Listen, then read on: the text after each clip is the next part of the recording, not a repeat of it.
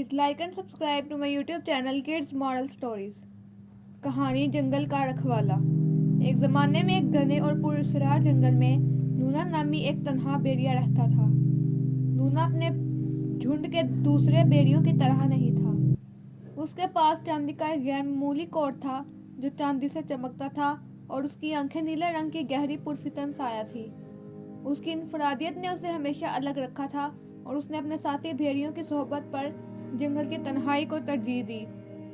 Luna के दिन वसीह जंगल की तलाश, उसके खाने के लिए शिकार और फितरत की खूबसूरती का मुशाहिदा करते हुए गुजरे। जंगल के साथ उसका खास रिश्ता था। ऐसा महसूस होता था जैसे ये उसका हकीकी घर हो। वो अक्सर अपने आप को रात के आसमान की तरफ देखती चांदनी पर चीखते हुए और उसके नाकाबिले फहम ताल्लुक को महसूस करता। खज़ां की एक करकराती शाम जब लूना अपने मामूल के घूमने फिर रहा था तो उसे एक जख्मी खरगोश मिला।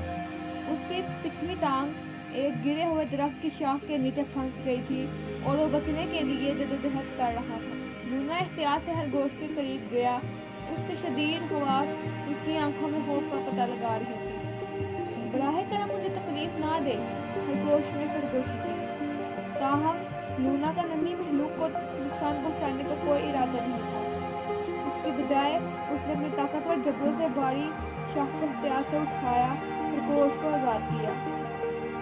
छोटी महलूक भाग गई, लेकिन अंडरब्रश में गायब होने से पहले उसने मुड़कर कहा, शुक्रिया मेहरबान भेड़िए। लूना ने खरगोश को जंगल में गायब होते देखा। उसका दिल एक गैर मानूस गर्मी से फूल रहा था। उसने पहले कभी जंगल के दूसरे बाशिंदों के साथ बातचीत नहीं की थी। उनकी मदद करने को छोड़ दे। इंसान के उस छोटे से अमल ने उसके अंदर कुछ बेदार कर दिया था। दिन हफ्तों में बदल गए और लूना ने जंगल की तलाश जारी रखी, लेकिन अब उसने खुद को जरूरतमंदों दूसरी महलूकात पर नजर रखते हुए पाया।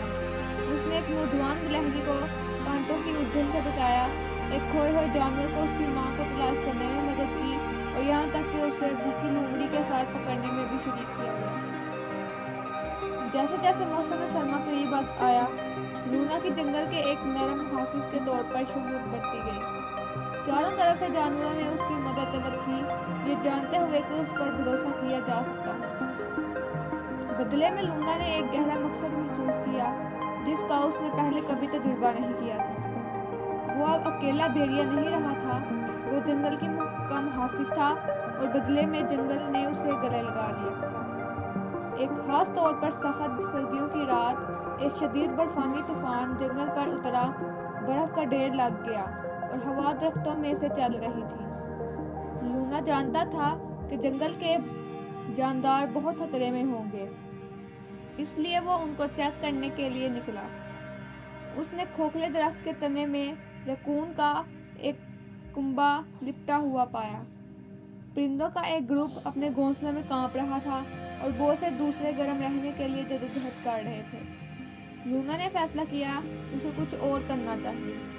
वो जानवरों को जंगल के एक महफूज हिस्से में ले गया जहां वो तूफान से महफूज रह सकते थे। वो रात भर उनको देखता रहा। उसका चांदी का कोट अंधेरे में रोशनी की तरह चमक रहा था। जैसे ही सुबह हुई, तूफान थम गया और लूना इत्मीनान का गहरा एहसास महसूस करते हुए जंगल में अपने मामूल की जगह पर वापस आ गया। वो अब जान गया था कि उसकी इनफरादियत, उसका सलूट कोट और उसकी नीली आंखें इन सब का मकसद थे। वो सिर्फ भेड़िया नहीं था, वो जंगल का मुहाफिज, उसकी महलूकात का मुहाफिज और उसकी हदूद में रहने वाले तमाम लोगों के लिए उम्मीद की अलामत था।